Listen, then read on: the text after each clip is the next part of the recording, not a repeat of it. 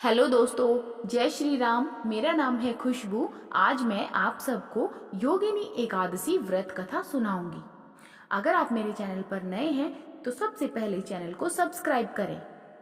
चलिए शुरू करते हैं योगिनी एकादशी व्रत कथा।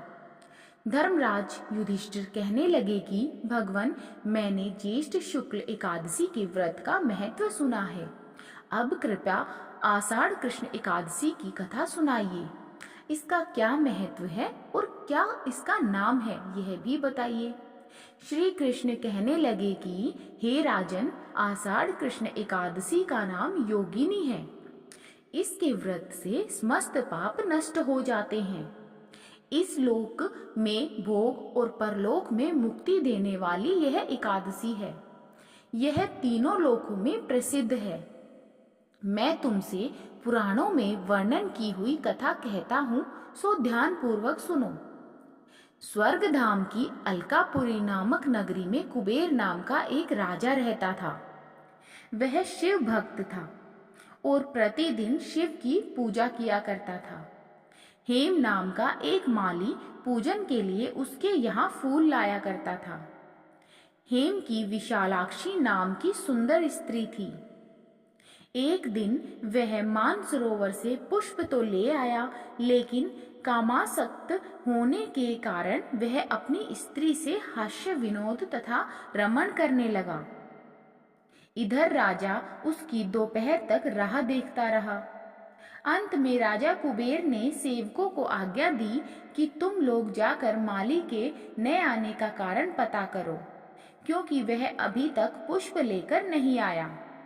सेवकों ने कहा कि महाराज, वह पापी अतिकामी है, अपनी स्त्री के साथ हास्य विनोद और रमण कर रहा होगा। यह सुनकर कुबेर ने क्रोधित होकर उसे बुलाया। हेममाली राजा के भय से कांपता हुआ उपस्थित हुआ।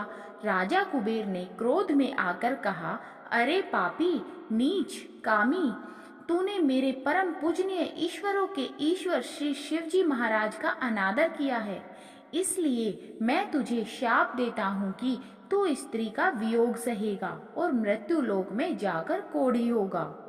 कुबेर के शाप से हेममाली का स्वर्ग से पतन हो गया और वह उसी क्षण पृथ्वी पर गिर गया। भूतल पर आते ही उसके शरीर में श्वेत कोढ़ हो गया। उसकी स्त्री भी उसी समय अंतर्ध्यान हो गई। मृत्यु लोक में आकर माली ने महान दुख भोगे। भयानक जंगल में जाकर बिना अन्न और जल के भटकता रहा। रात्रि को निद्रा भी नहीं आती थी, परंतु शिवजी की पूजा के प्रभाव से उसको पिछले जन्म की स्मृति का ज्ञान अवश्य रहा। घूमते घूमते एक दिन वह मार्कंडेय ऋषि के आश्रम में पहुंच गया, जो ब्रह्मा से भी अधिक वृद्ध थे और जिनका आश्रम ब्रह्मा की सभा के समान लगता था। हेममाली वहां जाकर उनके पैरों में पड़ गया। उसे देखकर मार्कंडेय ऋषि बोले, तुमने ऐसा कौन सा पाप किया है जिसके प्रभाव से यह हालत हो गई है। हेममाली ने सारा वृतांत कह सुनाया। यह सुनकर ऋषि बोले, निश्चित ही तूने मेरे सम्मुख सत्य वचन कहे हैं, इसीलिए तेरे उद्धार के लिए मैं एक व्रत बताता हूँ। यदि तू आषाढ़ मास के कृष्ण पक्ष की योगिनी नामक एकादशी का विधि पूर्वक व्रत करेगा तो तेरे सब पाप नष्ट हो जाएंगे। यह सुनकर हेममाली ने अत्यंत प्रसन्न होकर मुनि को साष्टांग प्रणाम किया। मुनि ने उसे स्नेह के साथ उठाया। हेममाली ने मुनि के कथा अनुसार विधि पूर्वक योगिनी एकादशी का व्रत किया।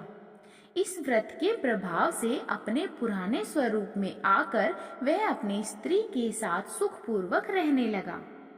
भगवान कृष्ण ने कहा, हे राजन, यह योगिनी एकादशी का व्रत 88,000 ब्राह्मणों को भोजन कराने के बराबर फल देता है। इसके व्रत से समस्त पाप दूर हो जाते हैं और अंत में स्वर्ग की प्राप्ति होती है। बोलिए व्यास माता की जय।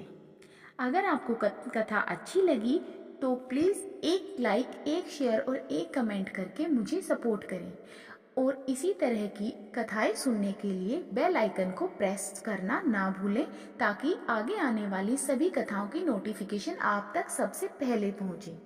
चैनल को सब्सक्राइब करना ना भूलें। धन्यवाद।